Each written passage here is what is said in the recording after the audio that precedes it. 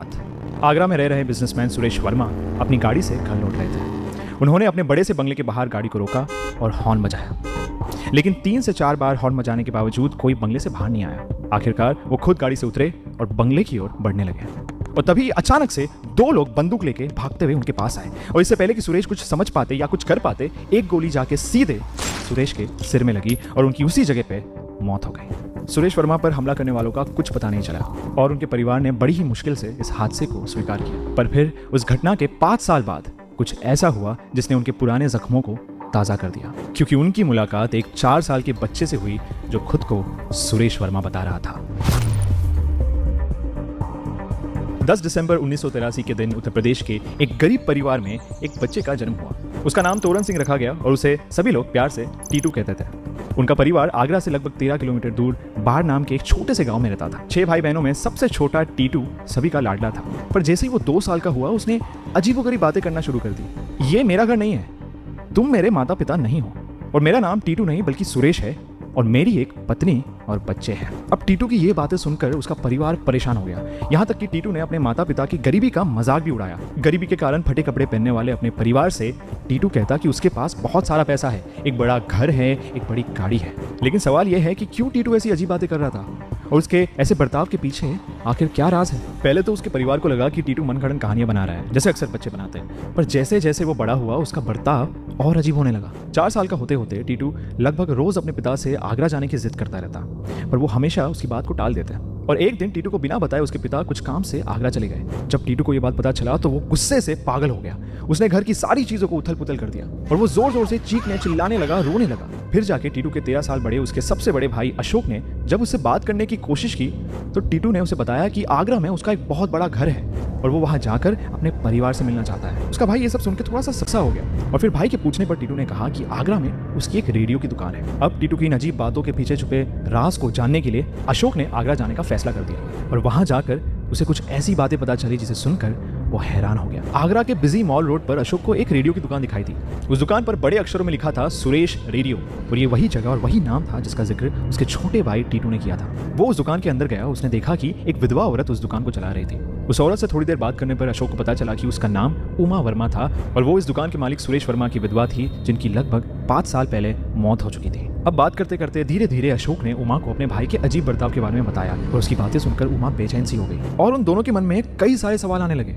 क्या टीटू ही सुरेश है? क्या वो पुनर्जन्म लेके वापस आया है? ये सब सुन के अगले ही दिन उमा अपने परिवार के साथ टीटू के गांव चली गई उसे मिलने, और जैसे ही टीटू ने उसे देखा वो भाग कर उसके पास आया। अब टीटू ने नोटिस किया कि उमा एक मारुति कार में आई थी, तो उसने गुस्से से सुरेश के भाई की तरफ देखा और पूछा, मेरी फिएट कहाँ है? एक्चुअली सुरेश की मौत के बाद ही उसके परिवार ने उस गाड़ी को बेच दिया था, तो इस छोटे से बच्चे को उसके बारे में कैसे पता चला? टीटू बड़े ही प्यार से सुरेश के माता पिता से मिला और जैसे ही वो उमा की ओर बढ़ा उसने अपने बच्चों के बारे में पूछा।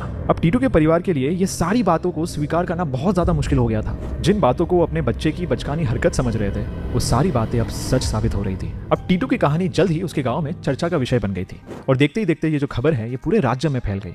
अखबारों और रेडियो स्टेशंस पे टीटू के बारे में बातें होने लगी और जल्द ही यूनिवर्सिटी ऑफ दिल्ली में रीइंकार्नेशन पर स्टडी कर रही रिसर्चर एंटोनिया मिल्स तक ये बात पहुंची। Mills psychiatric professor doctor Ian Stevenson की कॉलीग हुआ करती थी और उस समय स्टीवनसन अपनी रीइंकार्नेशन के रिसर्च के लिए बहुत ज्यादा मशहूर थे। उन्होंने 1920s में हुए शांति देवी के पुनर्जन्म की केस को डिटेल में स्टडी किया था और डॉक्टर स्टीवनसन की एडवाइस पर मिल्स ने टीटू सिंह के केस को स्टडी करने का फैसला किया। अब टीटू के केस को स्टडी करने के लिए मिल्स उनके परिवार के साथ आगरा चली गई। अब आगरा में प्रवेश करते ही टीटू को अपनी पिछले जन्म की बातें और भी ज्यादा याद आने लगी। उसने अपने घर और दुकान का पता बिल्कुल सही बताया और जब टीटू सुरेश के घर गया उसने आंगन में खड़े रहकर एक पेड़ की तरफ इशारा किया। वो उमा से कहने लगा कि उसने उस पेड़ के नीचे सोने के सिक्के दफनाए हैं। दरअसल सुरेश वर्मा एक व्यापारी था और उसके कई काले धंधे भी थे। उसने कई बार धोखे से पैसा और सोना हासिल किया था। उस पेड़ के पास खुदाई करने पर यह समझ आया कि टीटू की बात बिल्कुल सच थी और फाइनली ये देखकर सुरेश के परिवार ने भी मान लिया कि टीटू ही उनका बेटा है। पर क्या ये रीइंकार्नेशन पुनर्जन्म को प्रूव करने के लिए काफी है? एंटोनिया मिल्स टीटू की कई सारी बातों को और हरकतों को बारीकी से स्टडी कर रही थी। अब सुरेश के परिवार ने मिल्स को बताया कि टीटू का स्वभाव काफी हद तक सुरेश से मिलता है। सुरेश एक बेहद गुस्सैल आदमी हुआ करता था।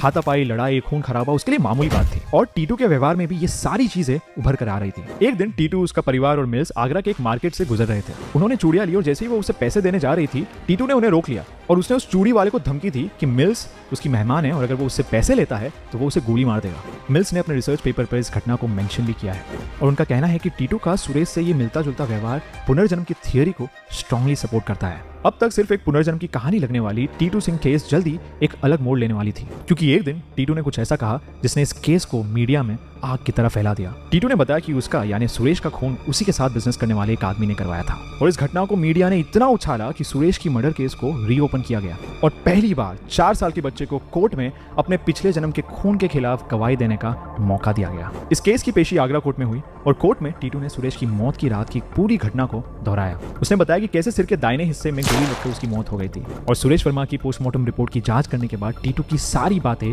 सच साबित हुई। इसके बाद एंटोनिया मिल्स के रिसर्च पेपर्स को भी कोर्ट में पेश किया गया, एंड इन पेपर्स में टीटू के बर्थ मार्क के रिपोर्ट्स भी थे जिन्होंने इस केस में एक बहुत ही अहम रोल प्ले किया। टीटू के सर के राइट साइड में एक सर्कुलर सा बर्थ मार्क था। ये ठीक वही जगह था जहां पे सुरेश को गोली लगी थी, और इसके अलावा टीटू के सिर के ऊपरी भाग पर एक काला दाग भी था। और सुरेश के परिवार का ये कहना है कि ये जो निशान है ये सुरेश के बर्थ मार्क से मिलता जुलता है।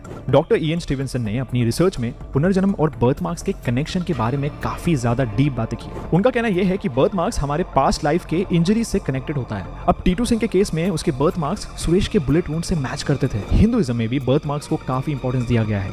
कहा जाता है कि दूसरा जन्म लेते वक्त हम पिछले जन्म की कुछ निशानियां हमारे साथ ले जाते हैं जो बर्थ मार्क्स के रूप में हमारे शरीर पर नजर आते हैं। फाइनली इन सभी सबूतों के आधार पर आगरा कोर्ट ने पुनर्जन्म की बात को मान लिया और सुरेश के कातिलों को सजा भी मिली। अब ये बहुत ही रेवोल्यूशनरी जजमेंट था, क्योंकि आमतौर पर कानून और अदालत ऐसी बातों पर विश्वास नहीं करते, राइट। इस पूरी पुनर्जन्म की थियोरी को झूठा बताया जा रहा था और इसकी एक अहम वजह थी टीटू की बर्थ डेट। टीटू के परिवार का कहना था कि उसका जन्म 1983 को हुआ है, पर जिस सरकारी हॉस्पिटल में टीटू का जन्म हुआ वहां के कुछ रिकॉर्ड्स में उसका जन्म का साल 1982 लिखा गया था। ऑफिशियल रिकॉर्ड्स के अनुसार सुरेश वर्मा का मर्डर 28 अगस्त 1983 को हुआ था। तो अगर इन रिकॉर्ड्स को सच माना जाता तो पूरी की पूरी पुनर्जन्म की जो थियोरी है वो गलत साबित हो जाती। पर तभी रिसर्च ने एक ऐसी थियोरी की बात की जिससे एक बार फिर केस का रुख बदल गया। रिप्लेसमेंट रीइंकार्नेशन, एक ऐसी कंडीशन जिसमें एक मरे हुए इंसान की आत्मा बच्चे के शरीर में घुसकर उसकी आत्मा को रिप्लेस करती है। कंसेप्शन से लेकर जन्म तक ये कभी भी हो सकता है, पर अगर माना जाए कि टीटू का जन्म 1982 में हुआ था तो ये कैसे मुमकिन है, क्योंकि सुरेश की मौत तो 1983 में हुई थी, राइट। अब रिसर्चर जेम्स मैटलॉक का ये कहना था कि ये एक रेयर केस था जिसमें बच्चे के जन्म के कुछ महीनों बाद सुरेश की आत्मा ने उसकी आत्मा को रिप्लेस किया।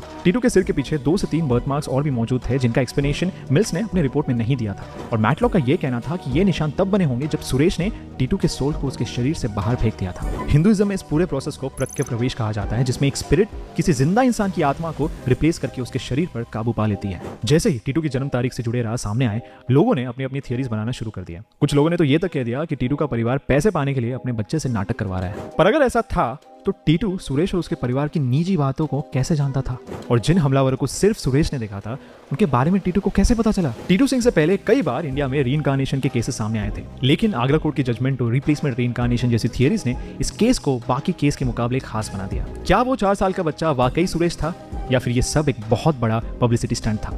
जो भी हो, टीटू सिंह का केस आज भी एक यूनिक